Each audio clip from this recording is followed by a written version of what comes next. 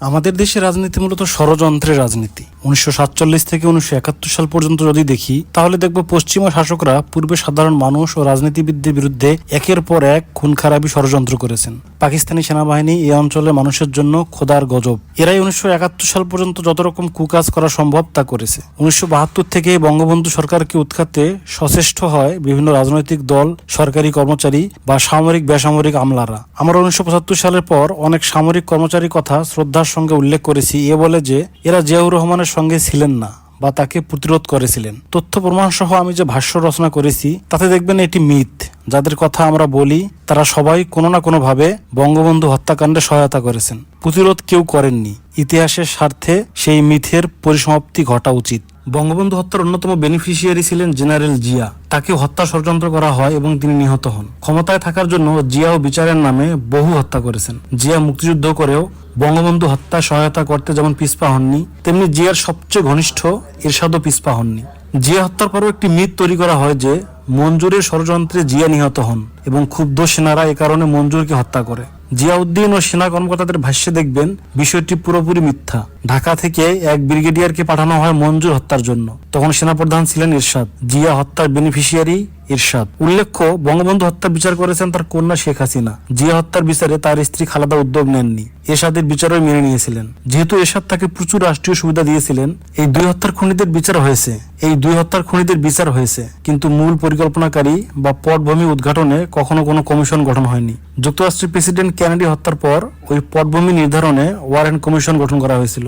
বাংলাদেশেও সে ধরনের কমিশন গঠন করা যেত বা উচিত ছিল, অন্তত ইতিহাসের স্বার্থে। বঙ্গবন্ধু হত্যার দায় সবসময় তৎকালীন সেনাপ্রধান মেজর জেনারেল শফিউল্লাহর উপর চাপানো হয়েছে। 15 আগস্ট এলে তিনি আওয়ামী লীগের রাজনীতিবিদদের লক্ষ্যবস্তুতে পরিণত হন, যার কোনো যৌক্তিকতা নেই। কারণ এই খুনের সঙ্গে আওয়ামী নেতৃবৃন্দের একাংশ জড়িত ছিল, যা প্রমাণিত। এবং যারা এই সমালোচনা করেন তাদের রাজনৈতিক কর্মকাণ্ড স্বচ্ছ নয়। অন্যান্য সেনা কর্মকর্তা এই সম্পর্কে লিখলেও জেনারেল শফিউল্লাহ কখনো তেমন কিছু বলেননি। এখন বললেন।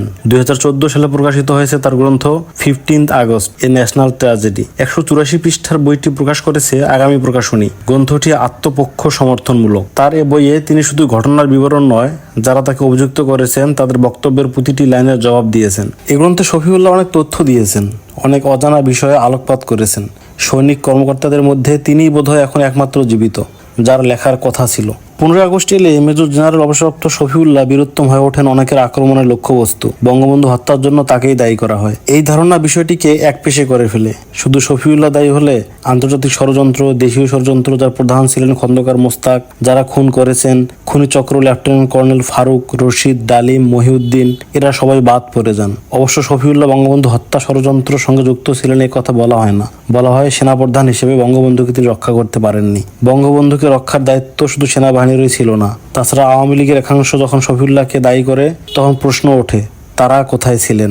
আওয়ামী লীগ নেতারাই তো শপথ নিয়েছিলেন নতুন মন্ত্রিসভায় এবং নানা কুৎসা রটনা করেছিলেন। তৎকালীন স্পিকার আব্দুল মালেক উকিলের সেই মন্তব্যের কথা মনে নেই আপনাদের, যেখানে তিনি লন্ডনে বসে বঙ্গবন্ধুকে ফ্রাউনের সঙ্গে তুলনা করেছিলেন। তার মৃত্যু ভয় ছিল না।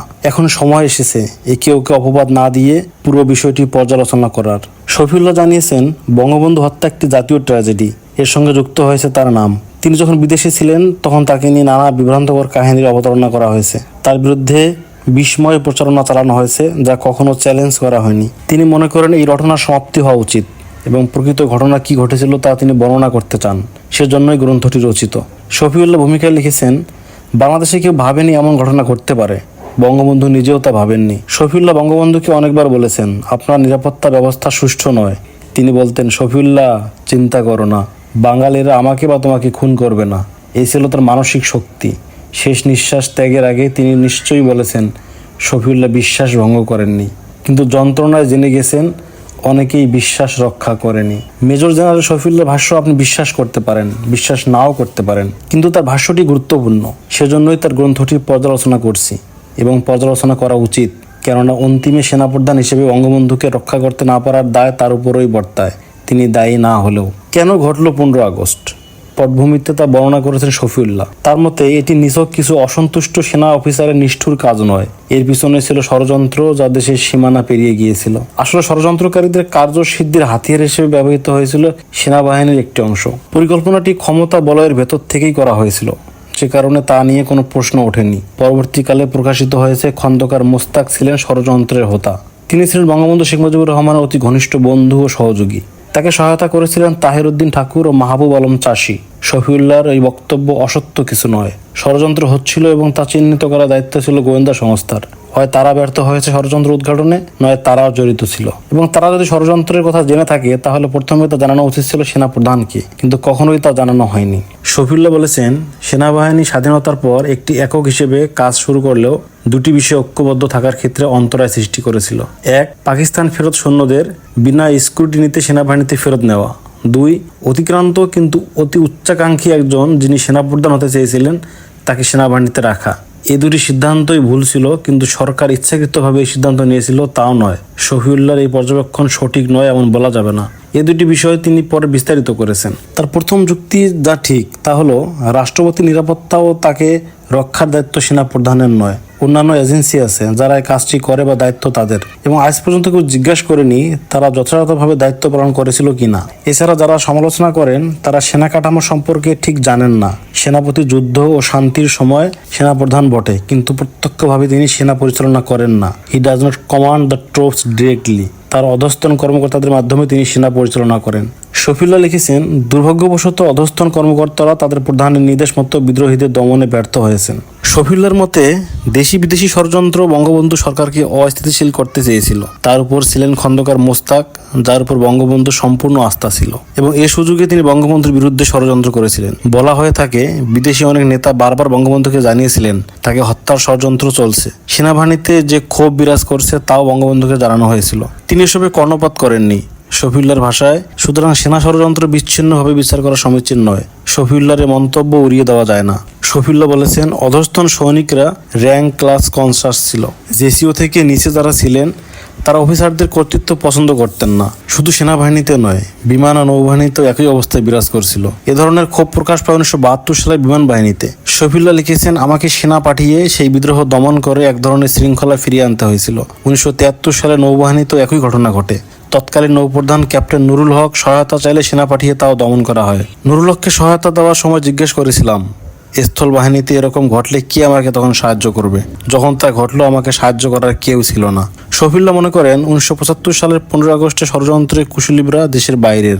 বঙ্গবন্ধুকে কেন্দ্র করেই পুরো ঘটনাটা ঘটেছে। পরিকল্পনাকারীরা তাদের পরিকল্পনা বাস্তবায়নের জন্য যারা তার প্রতি অসন্তুষ্ট ছিল, শেখ মুজিবের প্রতি অসন্তুষ্ট ছিল, তাদেরই বাছাই করা হয়েছে। হত্যার বিষয়টি হয়তো শেষ অস্ত্র হিসেবে নেওয়া হয়েছিল। তার এই পর্যবেক্ষণের সঙ্গে সম্পূর্ণভাবে একমত হতে পারলাম না। বিদেশি ষড়যন্ত্র, ইন্ধন বা প্রণোদনা ছিল, তা থাকতেই পারে। তারা অসন্তুষ্ট লোক বাছাই করে নিয়েছিল, তাও ঠিক। কিন্তু আমার গবেষণায় দেখেছি কিছু সেনা অফিসার বাদে সেনাবাহিনীর কর্মকর্তারা বঙ্গবন্ধু সরকারের প্রতি সন্তুষ্ট ছিলেন না। তাকে উৎখাত করার জন্য ডালিমরা যেমন গোপন সেল করেছিলেন, তেমনি লেফটেন্যান্ট কর্নেল তাহারের নেতৃত্বেও সেল গঠন করা হয়েছিল, এবং বঙ্গবন্ধু হত্যায় সম্পূর্ণ সেনাবাহিনীর এক ধরনের সায় ছিল। 15 আগস্টের পর যে একটির পর একটি কু হয়েছে তা বঙ্গবন্ধু সরকার বা সিভিল সরকারের পক্ষে নয়। এটি ছিল নিজেদের মধ্যে ক্ষমতার লড়াই, যার শুরু 1971 সাল থেকে। মুক্তিযুদ্ধে যোগ দিয়েছিলেন কিছু সেনা কর্মকর্তা, কিন্তু সবাই স্বতঃস্ফূর্তভাবে নয়।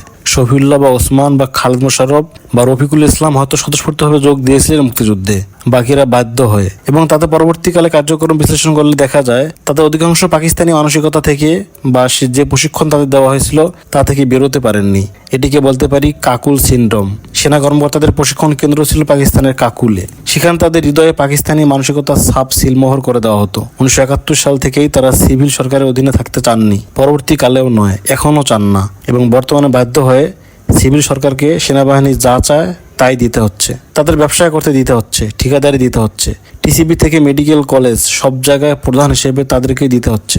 সিভিলিয়ান বা পেশাদারদেরকে হটিয়ে দিতে হচ্ছে। এ প্রবণতা আরও বাড়বে। আমাদের জাতীয় জীবনের সবচেয়ে বড় ট্র্যাজেডি এই যে সেনা সিভিলিয়ান আর কখনো ভাই ভাই হতে পারবে না।